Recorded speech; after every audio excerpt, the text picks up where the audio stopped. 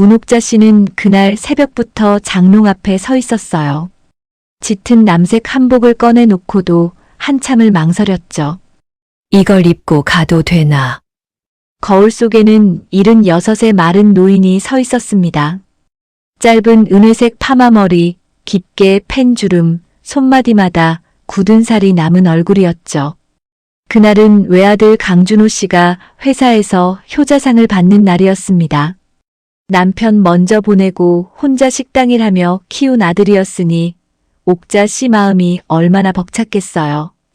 그런데 행사장 입구에서 준호 씨가 어머니 손을 살짝 밀었습니다. 엄마, 오늘은 뒤쪽에만 앉아 있어. 왜 그러냐? 엄마 자리 따로 있다며. 준호 씨는 주변을 한번 둘러보더니 낮게 말했죠. 엄마 사투리 심하잖아. 기자들도 오는데 오늘만 이모가 앞에 앉으면 안 돼. 옥자 씨는 그 말이 무슨 뜻인지 바로 알아듣지 못했습니다. 하지만 앞자리 명패를 본 순간 가슴이 쿵 내려앉았어요. 수상자 어머니 자리에는 옥자 씨가 아니라 곱게 화장한 여동생 문은숙 씨가 앉아 있었습니다. 안녕하세요. 오늘의 이야기 시작합니다. 문옥자 씨는 젊어서부터 남 앞에 나서는 걸 좋아하는 사람이 아니었어요. 전라도 작은 바닷가 마을에서 태어나 20살 넘어 서울로 올라왔고 말끝에는 늘 고향 사투리가 남아 있었죠. 사람들이 웃을까봐 낯선 자리에서는 말을 아끼는 편이었습니다. 남편 강철민 씨와 결혼한 뒤에는 작은 분식집을 했어요. 처음엔 부부가 같이 일했습니다. 새벽엔 멸치 육수를 끓이고 낮엔 김밥을 말고 저녁엔 떡볶이 판을 닦았죠. 살림은 넉넉하지 않았지만 그때만 해도 옥자 씨는 행복했습니다. 외아들 준호 씨가 태어났을 때 남편은 참 좋아했어요. 우리 준호는 공부 많이 시켜야지. 당신처럼 고생시키면 안 돼. 그 말을 들을 때마다 옥자 씨는 웃으며 대답했죠. 그라제. 우리 아들은 책가방 메고 큰 건물로 출근해야지. 하지만 준호 씨가 11살 되던 해 남편이 갑자기 세상을 떠났습니다. 배달 가던 길에 사고가 났고 옥자 씨에게 남은 건 가게 빚과 어린 아들뿐이었어요. 그때부터 옥자 씨 삶은 완전히 달라졌습니다. 아침에는 분식집을 열고 밤에는 근처 식당 주방 일을 도왔습니다. 손목이 붓고 허리가 끊어질 것 같아도 멈출 수 없었죠. 준호 씨 학원비, 교복값, 도시락값, 그 모든 게 옥자 씨 손끝에서 나왔으니까요. 준호 씨는 공부를 잘했습니다. 어릴 때부터 말끔했고 선생님들에게 칭찬도 많이 들었어요. 옥자 씨는 그런 아들이 자랑스러웠습니다. 그래서 학교 행사에도 꼭 가고 싶었지만 늘 주저했죠. 엄마, 그냥 오지 마. 나중에 집에서 얘기해 줄게. 준호 씨가 중학생 때 처음 그렇게 말했을 때 옥자 씨는 대수롭지 않게 넘겼습니다. 사춘기라서 그러겠지 싶었어요. 하지만 그 말은 시간이 지나도 조금씩 모양만 바뀌어 반복됐습니다. 엄마, 친구들 앞에서는 사투리 좀 쓰지 마. 엄마, 옷 좀 단정하게 입고 와. 엄마, 가게 냄새 배니까 학교에는 바로 오지 말고. 그때마다 옥자 씨는 미안하다고 했습니다. 내가 촌스럽고 내가 많이 못 배워서 아들이 창피한가 보다. 그렇게 생각하며 자기 마음을 접었죠. 부모는 참 이상합니다. 자식이 상처를 줘도 먼저 자기 탓을 찾게 되니까요. 준호 씨가 대학에 들어가던 해 옥자 씨는 가게를 정리했습니다.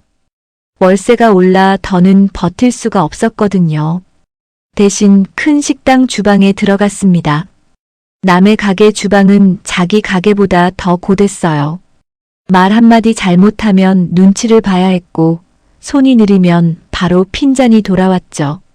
아줌마, 반찬 좀 빨리빨리요. 네, 금방 할게요.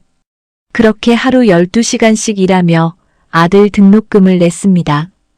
준호 씨가 좋은 회사에 들어갔다는 소식을 들었을 때 옥자 씨는 혼자 방에서 울었어요. 남편 사진 앞에 앉아 한참을 말했죠. 여보, 우리 준우 해냈어요. 당신 말대로 큰 건물로 출근한대요. 그때 옥자 씨는 이제 고생이 조금 끝났다고 생각했습니다. 아들이 잘 됐으니 적어도 더는 아들에게 부끄러운 엄마는 아니겠지 싶었어요. 하지만 세상은 그렇게 단순하지 않았습니다. 준우 씨는 회사에서 빠르게 인정받았습니다. 말도 세련되게 했고 옷차림도 깔끔했어요. 직장 동료들 사이에서는 효심 깊은 사람으로 알려져 있었다고 합니다. 어머니께 매달 생활비를 드린다. 어머니 병원도 모시고 간다. 홀어머니를 위해 집도 알아보고 있다. 그런 이야기들이 회사 안에 퍼졌죠. 물론 모두 거짓은 아니었습니다.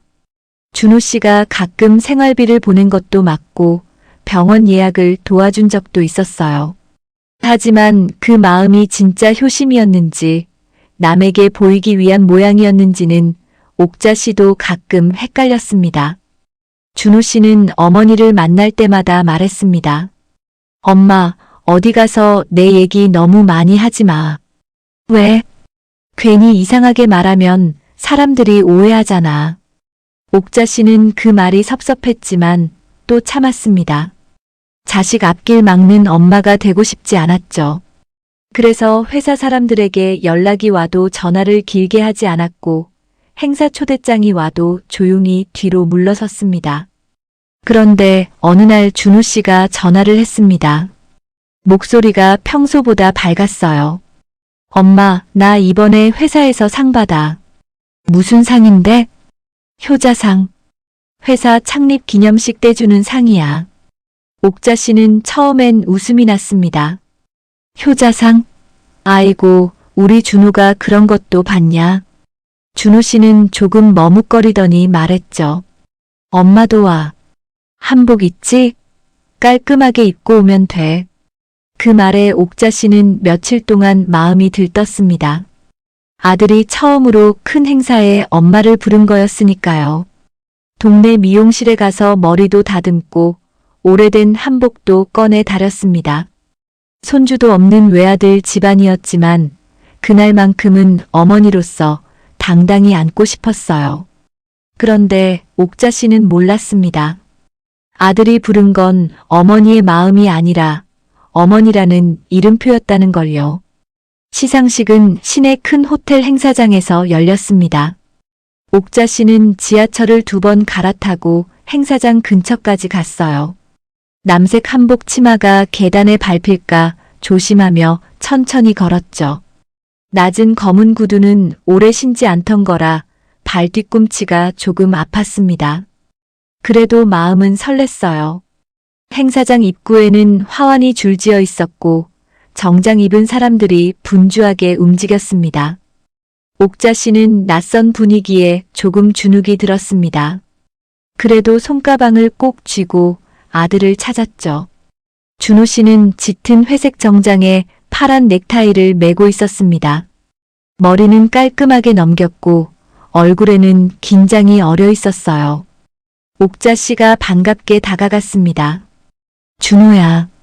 준우 씨는 어머니를 보자마자 주변을 살폈습니다. 그리고 아주 작게 말했죠. 엄마, 목소리 좀 낮춰. 옥자 씨는 멈칫했습니다. 아, 그려. 사람이 많아서 그랬다. 준우 씨는 어머니 팔을 잡고 행사장 안쪽으로 들어가는 대신 뒤쪽 좌석을 가리켰습니다. 엄마, 오늘은 저쪽에만 앉아 있어. 뒤쪽? 앞에 어머니 자리 있다 안 했냐? 그게 오늘 기자들도 오고 임원들도 있어서. 엄마가 불편할 수 있잖아. 엄마는 안 불편하다. 준우 씨는 입술을 꾹 다물더니 더 낮게 말했습니다. 엄마 사투리 심하잖아. 혹시 인터뷰라도 하면 곤란해져. 오늘만 이모가 앞에 앉으면 안 돼? 옥자 씨는 그 자리에서 말문이 막혔습니다. 이모라니요. 그때 행사장 앞쪽을 보니 분홍색 한복을 곱게 차려입은 문은숙 씨가 앉아 있었습니다. 옥자 씨의 여동생이었죠. 은숙 씨는 옥자 씨와 눈이 마주치자 어색하게 웃었습니다. 입술은 웃고 있었지만 눈빛은 불안했어요. 아마 은숙 씨도 마음 편히 앉아 있는 건 아니었을 겁니다. 하지만 이미 앞자리에는 수상자 어머니 명패가 놓여 있었고 그 앞에 앉은 사람은 은숙 씨였습니다. 옥자 씨는 작게 물었습니다. 준호야, 네가 시킨 거냐? 준호 씨는 대답 대신 한숨을 쉬었습니다. 엄마, 제발 오늘은 문제 만들지 마. 나 회사에서 중요한 날이야. 그 말에 옥자 씨는 더 이상 묻지 못했습니다. 문제를 만드는 사람. 그 순간 아들에게 어머니는 그런 존재가 되어 있었어요. 옥자 씨는 뒤쪽 빈자리에 앉았습니다. 손을 무릎 위에 올려놓고 한복 소매를 꼭 쥐었습니다. 앞자리에서는 은숙 씨가 어머니 노릇을 하고 있었고 아들은 무대 옆에서 환하게 웃고 있었습니다. 옥자 씨는 그 모습을 보며 생각했죠. 내가 저 아이를 부끄럽게 만들었나. 가난한 엄마라서, 사투리 쓰는 엄마라서, 손이 거칠고 말이 촌스러운 엄마라서요. 행사가 시작됐습니다. 사회자는 밝은 목소리로 회사의 성과와 수상자들을 소개했어요. 화려한 조명이 켜지고 박수가 이어졌습니다. 옥자 씨는 뒤쪽에서 조용히 앉아 있었습니다. 자기 아들 이름이 불릴 때만 허리를 조금 폈죠. 다음은 올해의 효자상 시상입니다. 수상자는 강준호 부장입니다. 박수가 터졌습니다. 준호 씨가 무대 위로 올라갔습니다. 표정은 단정했고 걸음도 자신감 있어 보였어요. 사회자는 준비된 소개문을 읽었습니다. 강준호 부장은 홀어머니를 극진히 모시며 바쁜 회사 생활 중에도 효를 실천해온 모범적인 직원입니다. 옥자 씨는 그 말을 듣는 순간 이상하게 얼굴이 뜨거워졌습니다. 기뻐야 하는데 기쁘지 않았어요. 극진히 모신다는 말이 낯설었습니다. 자기 앞에 앉히지도 못하는 아들이 남들 앞에서는 효자라는 이름을 받고 있었으니까요. 무대 화면에는 준호 씨의 가족 사진이 나왔습니다. 어릴 적 사진 몇 장이 이어졌어요. 그중 하나가 옥자 씨 눈에 들어왔습니다. 젊은 옥자 씨가 앞치마를 입고 어린 준호 씨를 등에 업고 있는 사진이었습니다. 분식집 앞에서 찍은 사진이었죠. 머리는 헝클어져 있었고 앞치마에는 고춧가루 자국이 묻어 있었습니다. 옥자 씨는 그 사진을 보고 숨을 삼켰습니다. 그 사진은 옥자 씨가 제일 좋아하던 사진이었습니다. 준호 씨가 열이 나서 가게 한쪽에 눕혀두었다가 손님이 빠진 틈에 업고 나온 날 찍은 것이었어요. 그날도 옥자 씨는 아이를 업은 채 떡볶이를 저었습니다. 사회자는 계속 말했습니다. 이 사진처럼 어머니의 헌신 속에 자란 강준호 부장은 이제 그 사랑을 갚는 아들이 되었습니다. 사람들이 고개를 끄덕였습니다. 박수도 나왔죠. 하지만 옥자 씨는 손을 칠 수 없었습니다. 사진 속 어머니는 자기인데 앞자리 어머니는 동생이었습니다. 그 모순을 아는 사람은 뒤쪽에 앉은 옥자 씨와 무대 위에 준호 씨뿐인 것 같았습니다. 아니, 한 사람이 더 있었습니다. 행사 진행 보조 직원 최다희 씨였습니다. 34세 다희 씨는 검은 정장에 흰 블라우스를 입고 태블릿을 들고 있었어요. 그녀는 무대 화면의 사진과 뒤쪽에 앉은 옥자 씨 얼굴을 번갈아 보았습니다. 그리고 이상하다는 듯 고개를 갸웃했죠. 앞자리에 은숙 씨는 손수건을 만지작거리고 있었습니다. 처음엔 그저 앉아만 있으면 될 줄 알았을 겁니다. 하지만 무대에서 어린 시절 사진이 나오고 어머니의 헌신이라는 말이 이어지자 얼굴이 점점 굳어갔어요. 그 자리가 자기 자리가 아니라는 걸 누구보다 잘 알고 있었으니까요. 옥자 씨는 조용히 일어나 나가고 싶었습니다. 하지만 발이 움직이지 않았어요. 아들이 받을 상을 망치고 싶지 않은 마음과 이 자리에 더는 앉아 있을 수 없다는 마음이 서로 잡아당겼습니다. 그때 사회자의 목소리가 행사장을 울렸습니다. 오늘 함께 자리해 주신 어머님께도 한 말씀 부탁드리겠습니다. 순간 행사장이 조용해졌습니다. 앞자리에 은숙 씨 얼굴이 하얗게 질렸죠. 사회자가 미소를 지으며 앞자리로 다가갔습니다. 어머님, 아드님이 효자상을 받으셨는데요. 소감 한 말씀 부탁드립니다. 은숙 씨는 자리에서 굳은 채 일어나지 못했습니다. 입을 열었다 닫기를 반복했지만 말이 나오지 않았어요. 그럴 수밖에 없었죠. 준호 씨가 어릴 때 얼마나 아팠는지, 옥자 씨가 새벽마다 어떤 밥을 해먹였는지, 등록금 마련하려고 어디서 일했는지 은숙 씨는 자세히 알지 못했습니다. 준호 씨는 무대 위에서 눈빛으로 이모에게 뭐라도 말하라는 신호를 보냈습니다. 하지만 은숙 씨는 더 난처해졌습니다. 꾸민 말이라도 하려면 할 수 있었겠지만 그 순간 양심이 입을 막았던 것 같아요. 그때 직원 최다혜 씨가 뒤쪽으로 조심스럽게 다가왔습니다. 그녀는 옥자 씨 앞에 서서 아주 낮은 목소리로 물었습니다. 혹시 진짜 어머님이세요? 옥자 씨는 놀라 다희 씨를 바라봤습니다. 예. 다희 씨가 태블릿 화면을 살짝 보여주었습니다. 거기에는 조금 전 무대에 띄워진 사진이 있었습니다. 앞치마 차림의 젊은 옥자 씨, 그리고 등에 업힌 어린 준호 씨. 사진 속 분하고 너무 닮으셔서요. 제가 담당 자료를 정리했거든요. 혹시 저분이 어르신 맞으세요? 옥자 씨는 대답하지 못했습니다. 그때 주변 사람 몇 명이 두 사람을 바라보기 시작했어요. 다희 씨의 말이 가까운 사람들에게 들렸고 시선은 빠르게 퍼졌습니다. 앞자리에 은숙 씨가 결국 고개를 숙였습니다. 준호 씨 얼굴은 하얗게 질려갔습니다.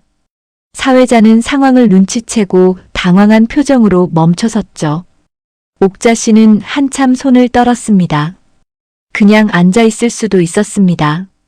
아들 체면을 위해 끝까지 모른 척할 수도 있었어요. 평생 그렇게 살아왔으니까요. 자식 기죽을까봐, 자식 앞길 막힐까봐, 자식이 싫어할까봐 자기 마음을 접고 또 접으며 살았으니까요. 하지만 그날은 달랐습니다. 효자상을 받는 무대에서 어머니가 숨겨지고 있었습니다. 이건 옥자 씨 개인의 서운함만이 아니었습니다. 어머니라는 이름을 빌려 상을 받으면서 진짜 어머니는 부끄럽다고 뒤에 세워둔 일이었죠. 옥자 씨는 천천히 자리에서 일어났습니다. 한복 치마 끝이 조금 떨렸습니다. 사람들의 시선이 뒤쪽으로 몰렸어요. 옥자 씨는 앞으로 걸어갔습니다. 준호 씨가 다급히 무대 아래로 내려오며 낮게 말했습니다. 엄마, 제발. 옥자 씨는 아들을 바라봤습니다. 준호야, 엄마가 오늘 말하면 안 되냐? 준호 씨는 아무 말도 못했습니다. 옥자 씨는 사회자에게 다가가 마이크를 잡았습니다. 행사장은 숨소리도 들릴 만큼 조용해졌습니다. 옥자 씨는 마이크를 두 손으로 잡았습니다. 처음엔 목소리가 조금 떨렸어요. 많은 사람 앞에서 말하는 건 평생 익숙하지 않은 일이었으니까요.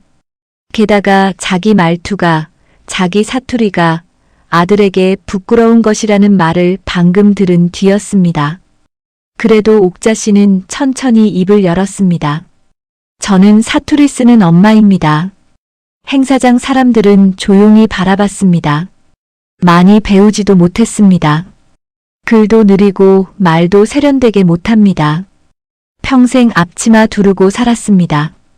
준호 씨는 고개를 숙였습니다. 은숙 씨는 앞자리에서 손수건으로 눈가를 눌렀어요. 옥자 씨는 무대 화면을 바라봤습니다. 아직도 젊은 옥자 씨가 준호 씨를 업고 있는 사진이 떠 있었습니다. 저 사진 찍은 날 우리 아들이 열이 많이 났습니다.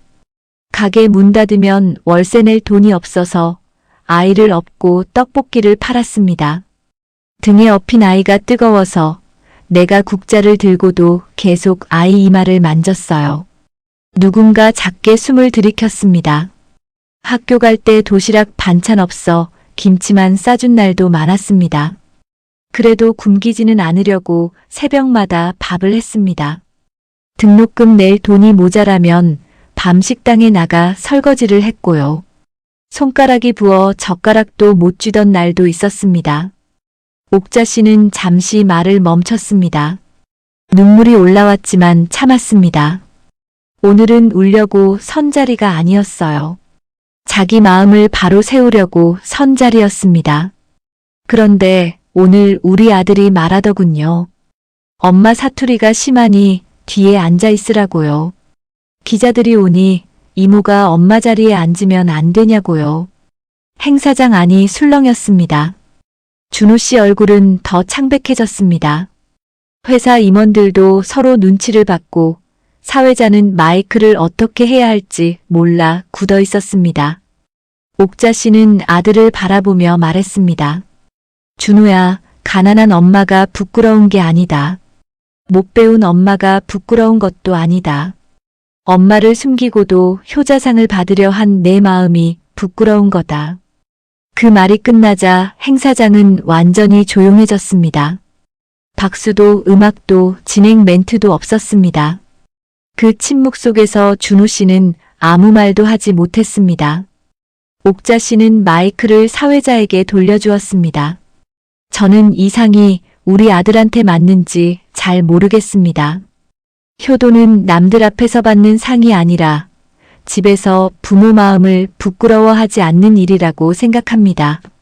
그리고 옥자 씨는 무대에서 내려왔습니다. 은숙 씨가 자리에서 일어나 언니를 붙잡으려 했지만 옥자 씨는 조용히 손을 뺐습니다. 은숙아, 너도 오늘은 집에 가라. 은숙 씨는 울먹이며 말했습니다. 언니 미안해. 준호가 부탁해서. 알았다.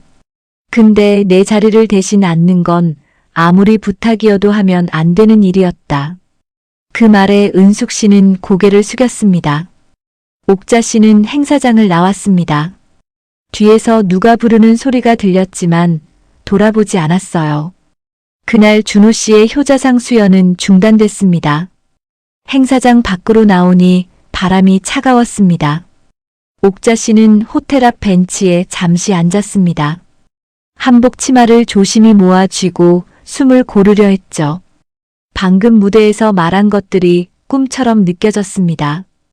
평생 남 앞에서 큰 소리 한 번 못 내고 산 사람이 그렇게 많은 사람 앞에서 아들의 잘못을 말하다니요. 조금 뒤 최다희 씨가 밖으로 나왔습니다. 그녀는 조심스럽게 다가와 말했습니다. 어르신 괜찮으세요? 옥자 씨는 고개를 끄덕였습니다. 괜찮아요.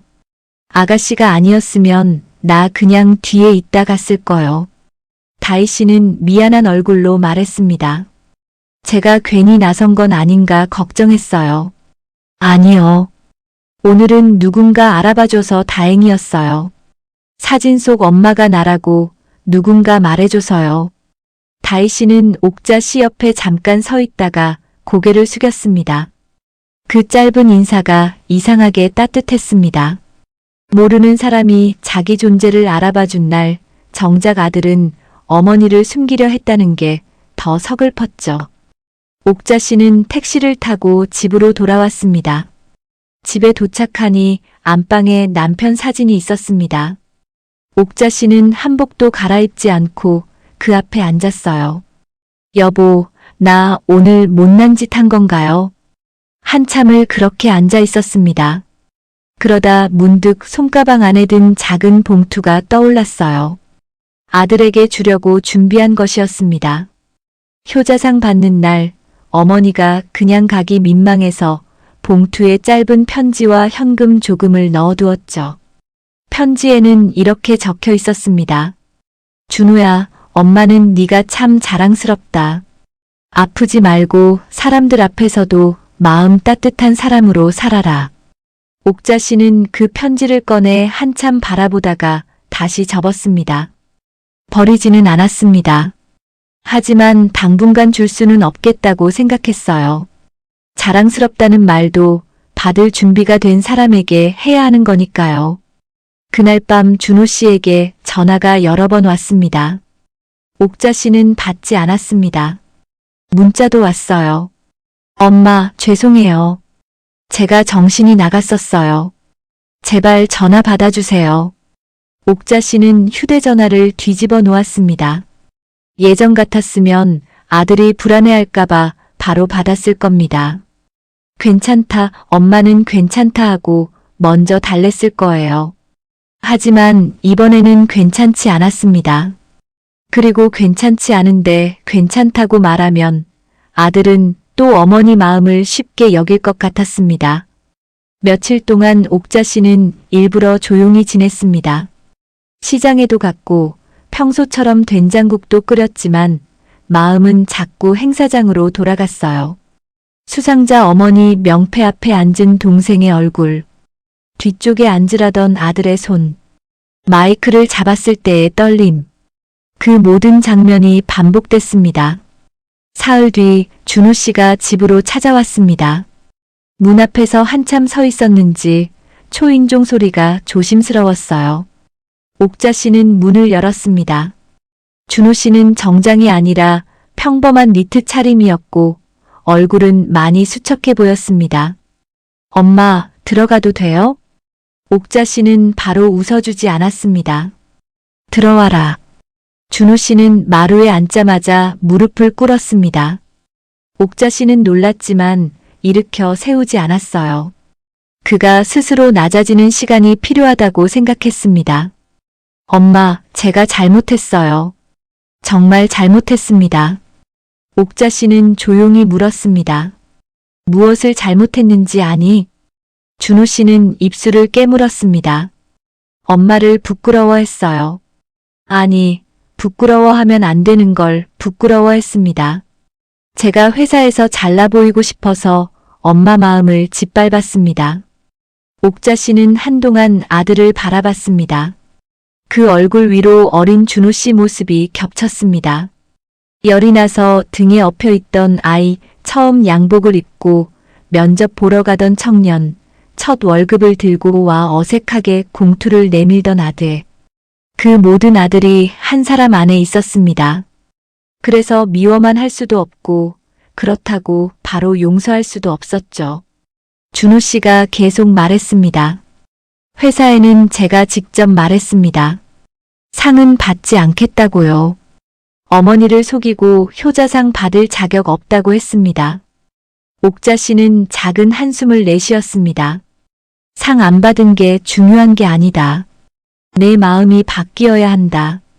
알아요. 엄마, 앞으로는. 옥자 씨가 말을 끊었습니다. 앞으로 잘하겠다는 말, 엄마는 많이 들었다. 말보다 행동을 봐야겠다. 준호 씨는 고개를 끄덕였습니다. 그렇게 할게요. 옥자 씨는 안방 서랍에서 며칠 전 준비했던 편지를 꺼냈습니다. 현금 봉투는 빼고 편지만 아들 앞에 놓았습니다.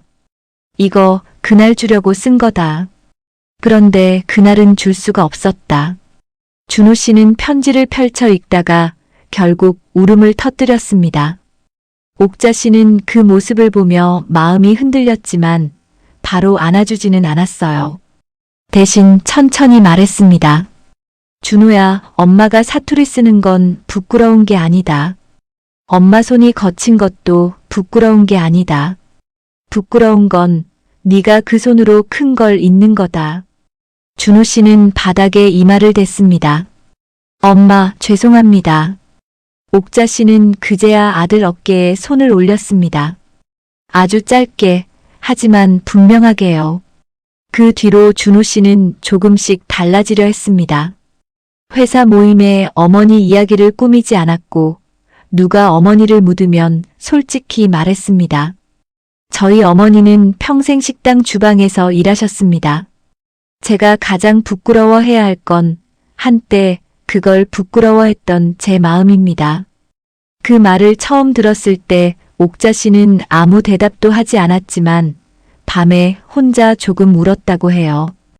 은숙 씨도 찾아와 언니에게 사과했습니다. 옥자 씨는 동생에게 말했습니다. 다시는 내 자리 대신 앉지 마라. 아무리 좋은 옷 입고 앉아도 엄마 자리는 대신할 수 없는 거다. 은숙 씨는 고개를 끄덕였습니다. 상처는 남았습니다. 아들이 뒤쪽에 앉으라던 그 손길은 쉽게 잊히지 않았죠. 하지만 옥자 씨는 문을 완전히 닫지는 않았습니다.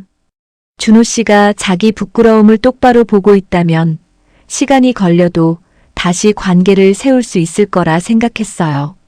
문옥자 씨는 그날 이후 남색 한복을 다시 장롱 깊숙이 넣지 않았습니다. 예전 같으면 속상한 기억 때문에 안 보이는 곳에 치워뒀을 겁니다. 하지만 이번에는 다르게 했어요. 장롱 문을 열면 바로 보이는 곳에 걸어두었습니다. 그 한복은 부끄러운 옷이 아니라 자신이 처음으로 아들 앞에서 자기 자리를 지킨 옷이었으니까요.